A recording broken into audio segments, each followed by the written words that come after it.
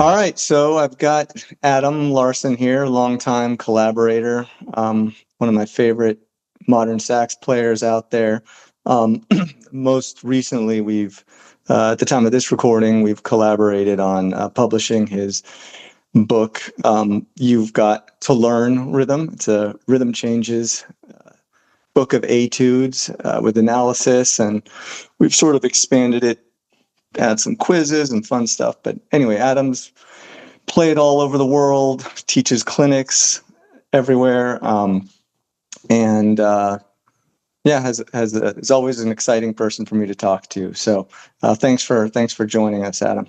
Appreciate it. Thanks for having me. I appreciate it. Looking forward to this. Okay, so yeah, I wanted to start, with the kind of the topic at hand is rhythm changes, which I know are the most common song form in jazz, I believe, aside from the blues and all the variations of the blues. And I just want to get your take on why you think learning to play over rhythm changes is so helpful when you're learning to improvise and play accurately and creatively over chord changes. Yeah, I think it's unlike the blues, it's a little bit longer form, right? You have A, A, B, A. So that's something to think about is just working with longer forms. A lot of the forms we play on jazz standards are 32 bars for the most part as well. I think there's so many things you can do with rhythm changes in each of the sections, as an A section or a B section. But in the A section, learning how to play 1-6-2-5, which by itself is a really important progression to be able to handle outside of rhythm changes. Being able to play 3-6-2-5, another really important progression to play. And I think that if you get a handle on that, in all 12 keys, it's going to be really helpful because you're going to see in some way, shape, or form these progressions coming up in other standards. And then dealing with the bridge, there's as we'll talk about, I'm sure, there's several different variants you can do harmonically on both sections. But on the bridge, I find that being able to deal with this circle of fourths dominant structure is really important because a lot of times in standards you'll have examples of chords that they look like it, they smell like it, they almost act like it, like a 5-1 type relationship. And that happens in the bridge of rhythm changes if you wanted to, but you can also view that as kind of like 2 bars of dominant 7. What do I do with that? How do I get around that? A lot of the vocabulary that we learn, I find, or that we teach is over 2-5-1, right? So is there a way that we can re-engineer things to make it a little bit more user-friendly? I think there is, and so just being aware of these different types of sections, what's germane to those sections, how we see them appearing in other songs. I think that's why, at least I can think off the top of my head, a couple of benefits of why we spend so much time thinking about playing over and internalizing and getting used to this form. Okay, cool. Yeah, I know there's so many variations and chord substitutions you can put over it, and it's pretty flexible that way. And I in your etude book, I noticed there's you do a lot of chord substitutions for the rhythm. You don't just do the 3-6-2-5.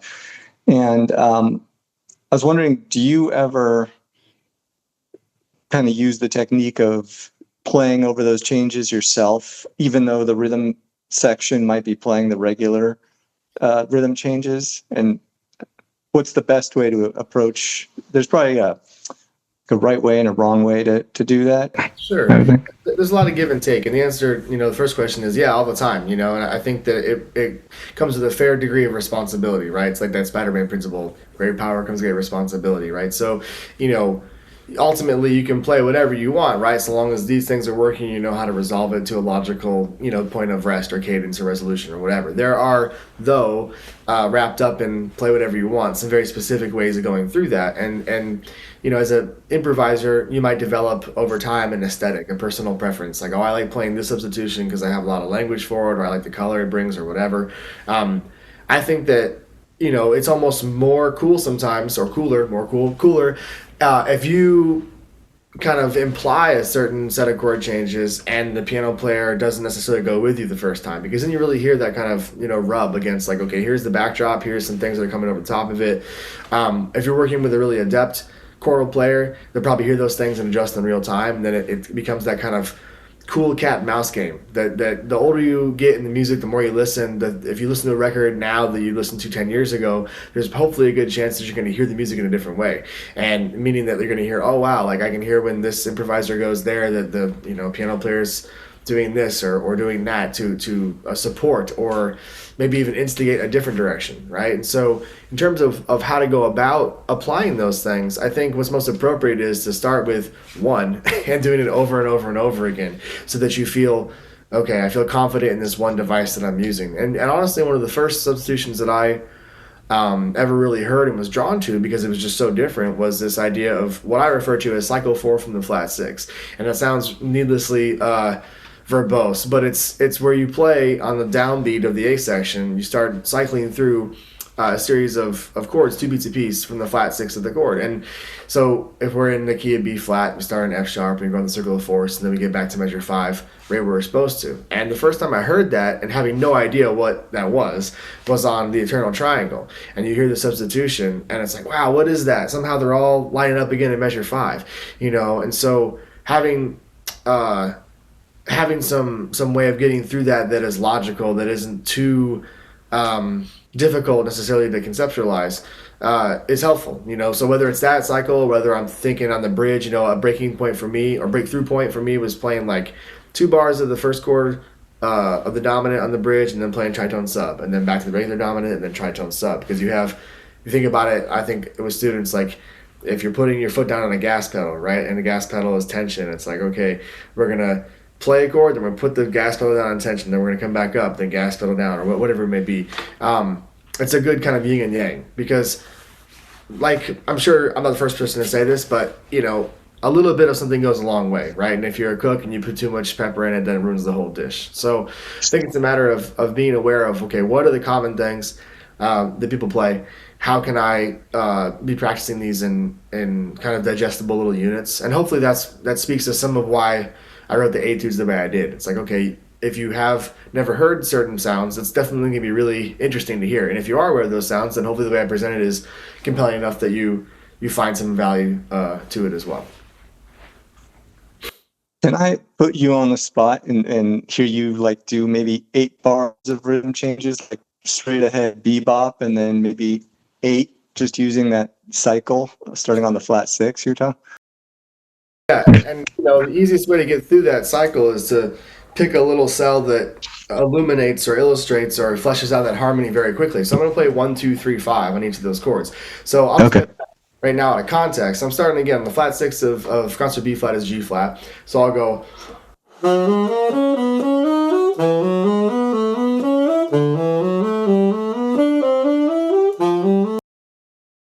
And that last note that I play is concert B flat, and that coincidentally is or incidentally or both is the downbeat of measure 5, which is concert B flat, and it's B flat 7. So I'll play exactly what you described. 8 bars of kind of like right down the middle, hopefully, fingers crossed, very, very clear, harmony, no real substitutions. And then the top of the second A section, I'm going to play exactly what I just played, which is 1, 2, 3, 5, using that cycle. And you'll see how we're kind of setting our ears up for the departure point. So like play inside the changes, and then play 4 bars where it's going to feel very, very different. But if I do my job right, I'm going to resolve in real time in measure 5. All right, so here we go from the top. 1, 2, 1.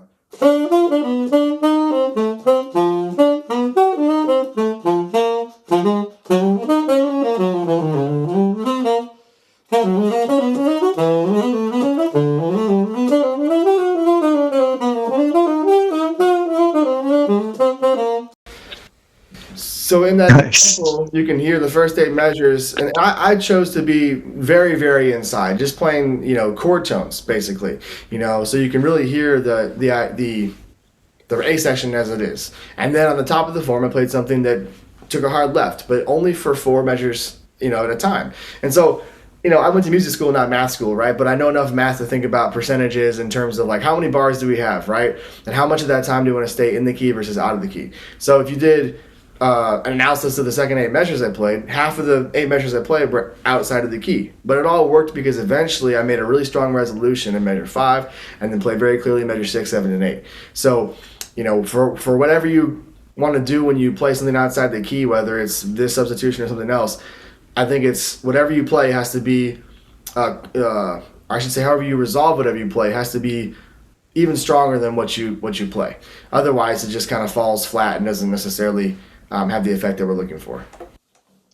And you know what's yeah, what that brings to mind, hearing the way you did that second 8 bars, it's kind of that language that I think Coltrane made, kind of brought to the world with Giant Steps, where he had a set of changes that sounded very unrelated, and the only way to outline those clearly was to play a simpler vocabulary of like 1, 2, 3, 5, just kind of notes that outlined those chords super clearly, more so than if he was sort of bebopping around each chord, like as if it was a bunch of Charlie Parker licks transposed all over the place.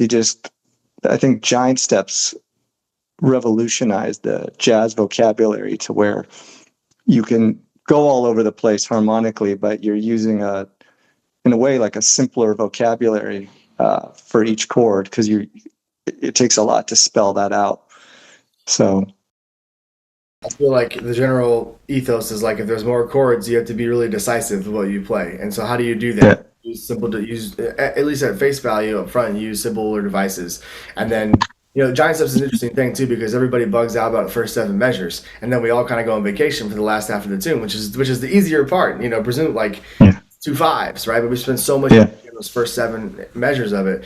But yeah, I would tend to agree in as much that using small, digestible little patterns like that, at least as a way to get you through and get your ear set up for it, is a really good idea.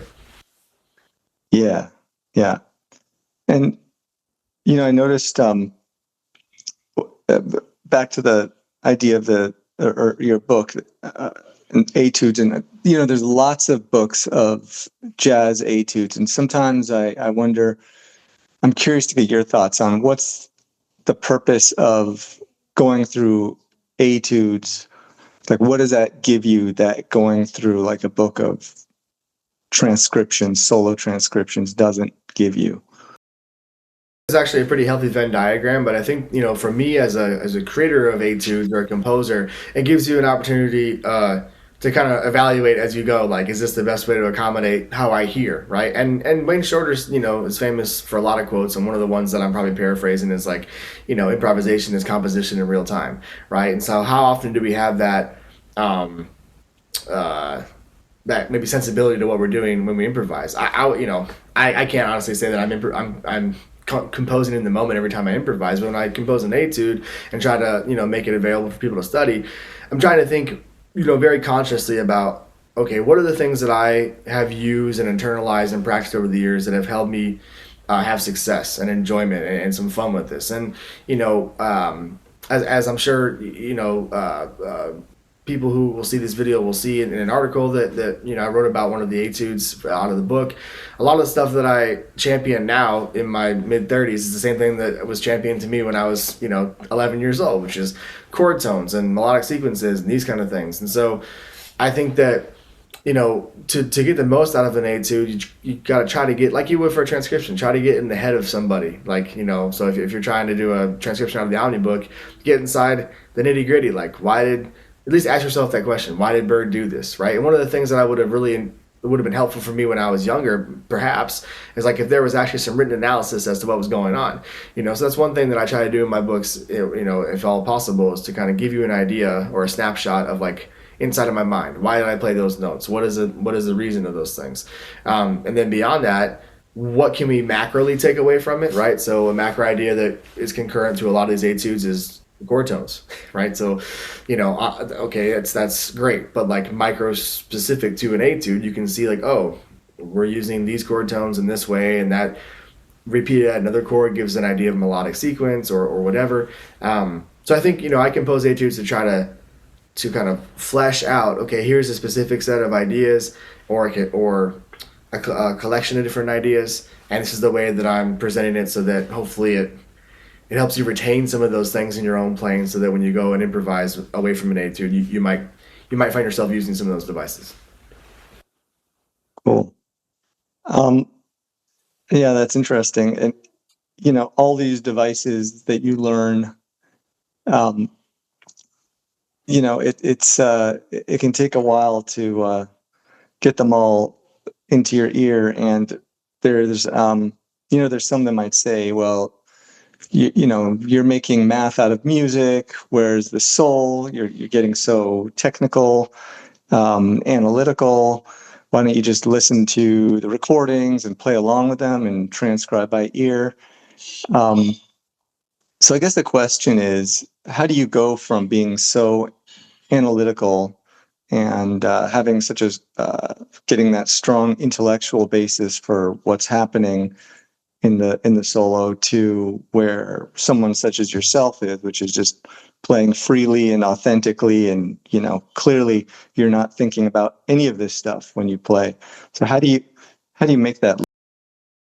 Well, I would necessarily disagree with all the things you just said. Like there can be a tendency to over intellectualize things. However, like it might seem counterintuitive, but I feel like being able to kind of paint the corner, as we might say, on every single chord change is never a bad thing. So long as that you get to that point where you can let go of it all, right? And so I think the danger is sometimes I found with students that they want to let go of it before they have an idea of what they're letting go of, and so that kind of always ends in chaos, and chaos in more than one ways. A lot of it means we're not making the changes maybe the way we should, or we're not allowing space for others to play with us, or we're not even listening to other people. So I think that all the things that you mentioned about listening, those are great things that if you're doing the listening alongside the studying, that's always been my thing. Like I'm a nerd at my heart when it comes to music, and I love thinking about numbers and all this kind of stuff, which is ironic because I hated numbers in any other way in school. But when I think about music, it's like, okay,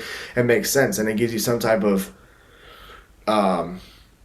objective thing to think about, right? Like so much of jazz at a certain level, once you have all these things together, becomes subjective, right? Like we like our certain players because of their sound or their time feel or whatever. That's not what we're necessarily talking about at this level. It's like, okay, can you change run through the first 8 measures of rhythm changes? Meaning, like, can you play 1 through 5 7 on all of them? If you can't, then like it's going to be not that it's impossible, but it's going to be harder for you to like. I just don't see how it would be a bad thing to be able to be aware of that. You know what I mean? So, and so I think that if you have all those things together and you're doing the listening, I mean, I practiced an obsessive amount when I was younger, and even though I practiced so much each day and was diligent, I was listening probably more, and so having an idea of what I wanted to go after, both sonically and in terms of what kind of players I was inspired by, was very helpful. So there was no question when I got the instrument. I was like, oh, I'm gonna try to sound like Dexter today. I was gonna sound like Train or whatever.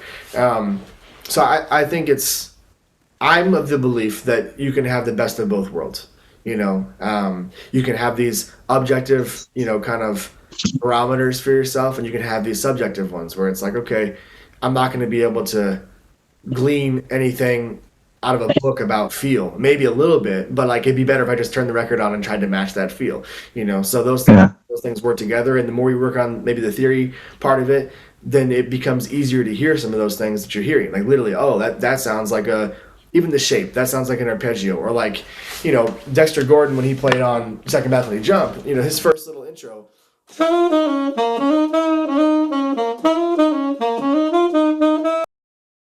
That's like one of the quintessential examples I can think of playing blues. That's all blues language, right? The B flat blues scale, but he's dropping that over the first 4 measures of rhythm changes, and so it's like, am I going to learn that out of a textbook? Probably not. But there's a lot of things that I can glean from that I might be able to use in different spaces. Just like if you learned your arpeggios and your scales and all that, you could use them in other spaces.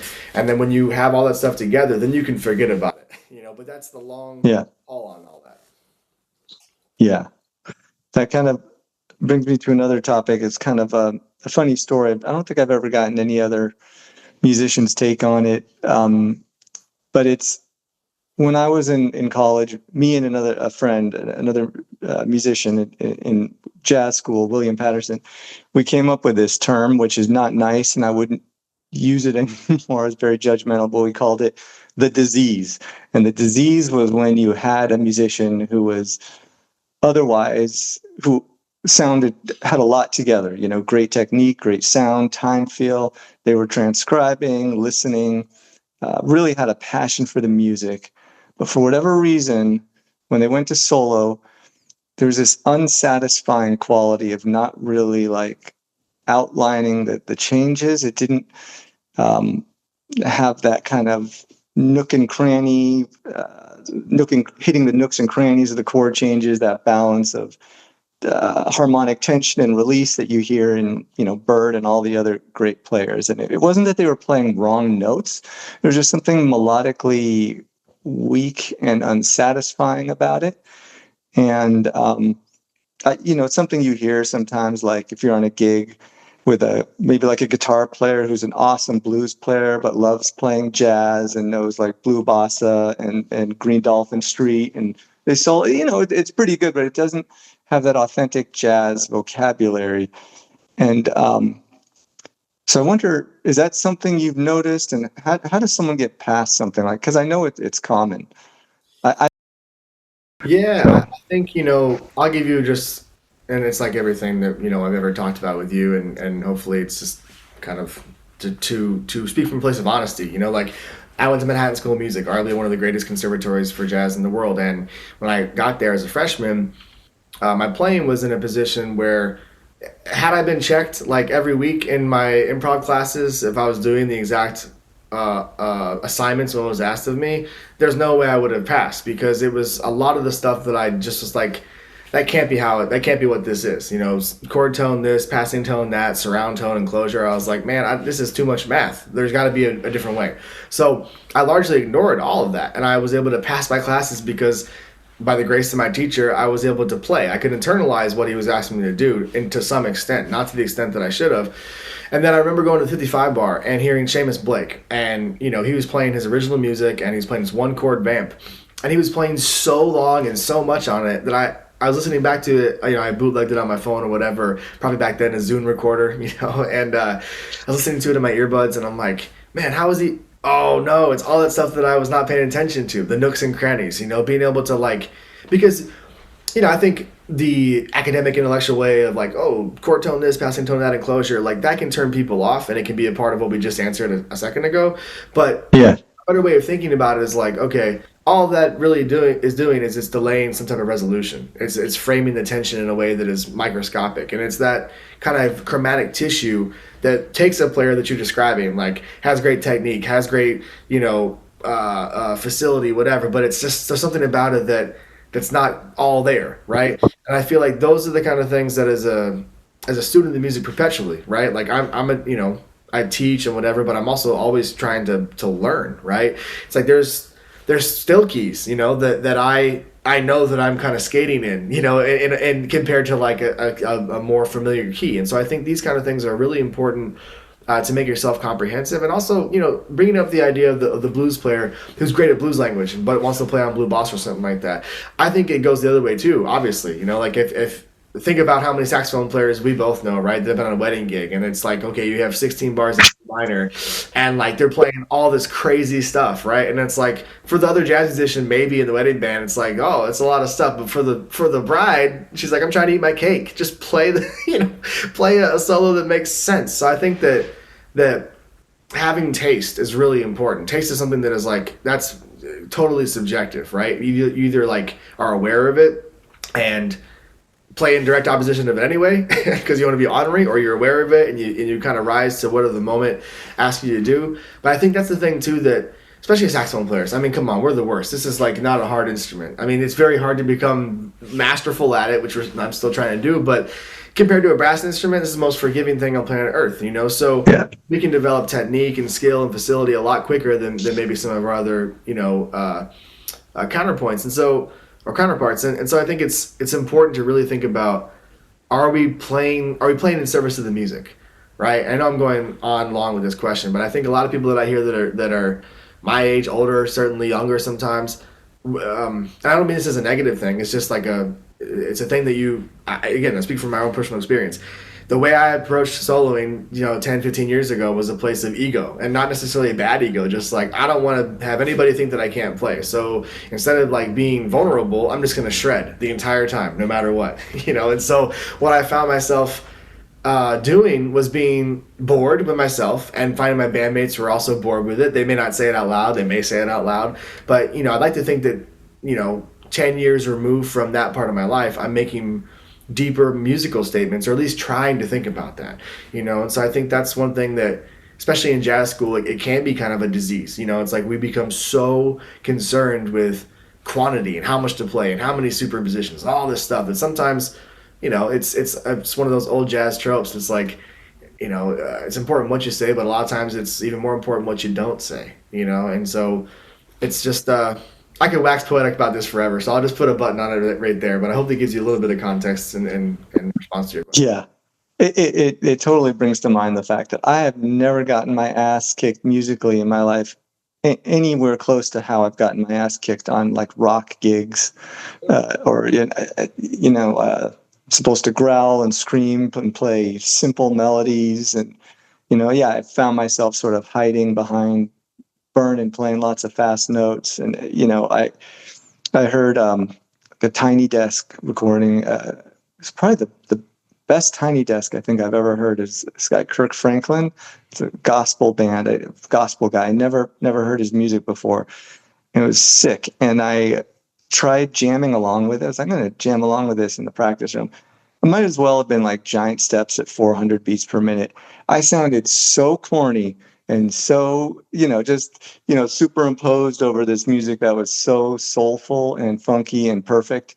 And yeah, I guess I have the disease when it comes to playing funk and rock and the kind of music outside of jazz. To an extent, I feel like I've gotten better, but yeah, it's equally hard, I think. I'm much more nervous playing, a pop solo than I am playing a jazz solo at this point. Yeah. Yeah. That's funny. Well, cool, man. I think we covered what I wanted to cover here. Going off the rhythm changes and veering out a little bit into improvisation in general, and namely dealing with chord changes. So, just wondering, do you have any final words of advice to jazz musicians trying to get, just to musicians in general? I'm curious. Wax as poetic as you like. Sure. No, I think, I'll speak from, again, like my own personal journey. I think that, again, they kind of sound like cheesy, quotes you see in a poster in your room, but they are true. It's like life is a marathon, not a sprint. And I think that one thing that is really hard in this day and age, especially with a generation certainly that grows up with so much distraction at their fingertips, literally, it's this idea of comparing and despairing can be really problematic. I mean, I'm not afraid to admit it. I'm a little bit depressed to admit it, but like by the entirety of my 20s, I wasted so much time. And me, like I'm type A plus, so it's like I don't think about wasting time, but I wasted a lot of energy, right? Worried about things that I couldn't control, and I fall prey to it a little bit now, but not as much as it did, for the entirety, like a third of my life, and I think it's important that if you look to things to inspire you as a way of comparison, great. If it builds you up, great. If you look at something and it's like, oh, this makes me feel really bad about myself and I can never do this and blah, blah, blah, you're going to have some of that if you're serious about it anyway. But if you could try to turn that noise off and just focus on making discernible growth for yourself and finding like 3 to 5 people in your life, not the internet. It's the last place you should look. I post on social media every once in a while, and it's like I'm not posting to get rocket ship emojis and fire and all. It's nice to have people like enjoy what I post, but if I was doing it for that, my set of values would be different, and I'm not even knocking if that's what you post for, that's great, but be aware of it, right? And also like be aware if you post something and nobody engages with it, it could be one of two things: that like nobody gets it and it's really great, or maybe your thing is terrible and nobody likes it, or the opposite, like maybe it's terrible and people are giving you all this kind of praise. And like that's not helpful either. So like I'd find 3 to 5 people in your life that you can always count on. Pick up the phone, shoot them a text, like, hey, I'm in a rut. Can you give me some advice? And they'll be honest with you. Honesty, if you're ready for it, if you're open to hearing that, and it can come in ways of criticism, it can come in ways of, and that can be all kinds. It can be heavy-handed. I've had teachers be very blunt with me. Like my first ever lesson with George Garzone when I went to Manhattan School of Music. He's like, play a tune. And I played Style by Starlight or something, and he stopped me and he's like, it sounds like you listened to one Chris Potter record and got the wrong idea. And like, it just destroyed me. You know what I mean? So oh man, you have people that can be really kind about that, but just find a group of individuals that will help you with your progress and have your best interests at heart. And that won't always be every teacher you ever come across, you know. So you got to make sure that you're selective about who you allow to kind of help you, guide you on that journey. So that's kind of my, I guess, a little bit of just on a soapbox about life as a musician and your own development. You know, take care of business. You know, if you take care of the music will likely take care of you in some way. So I guess that's my last little bit of imparting wisdom. Yeah, I know we're supposed to be closing out, but it just brings something to mind so powerfully for me, which is, yeah, for years I was now my relationship with music is more behind the scenes, you know, with the website and putting out publishing courses by people like yourself. And I remember this memory actually involves you, which was like once I started the website and I just kind of like, I knew like I'm not going to be a full-time sax player. I just don't. I know I can be happy doing other stuff. Therefore, I should not be a professional musician. And so it was at NAMM, and you were there. I think I met you for the first time, and you said you gave me a horn to try. Like, check out this P. Marriott. I just remember playing it and just thinking, wow, here I am playing in front of like a musician I really admire, and I do not give a bleep about sounding good. I just want to try the horn, and I don't. And it was so liberating, and I think it's cool if you can find if you are looking to be a full-time musician, if you can capture that same thing and not and now when I practice, it's funny, the goal I do all the stuff you're not supposed to do. Practice stuff you already sound good on. Do not challenge yourself. The whole point I use the saxophone as a therapy machine. Just it's all about feeling good and getting chills. And then eventually what's going to happen, I'm going to get bored, I'm going to hit a wall, and then maybe I'll eat my veggies, you know, actually practice. But I do not care how I sound. I just want to get the tingles in my head, you know, when I'm playing and just really locking into the beat. And I don't know, it's kind of off on a tangent, but I don't know, it just really came to me Sure. to share that. So thanks for inspiring me. Oh man, thanks for having me, man. I hope this is helpful to people who watch it and grab the book if you can. All right, man. Thanks.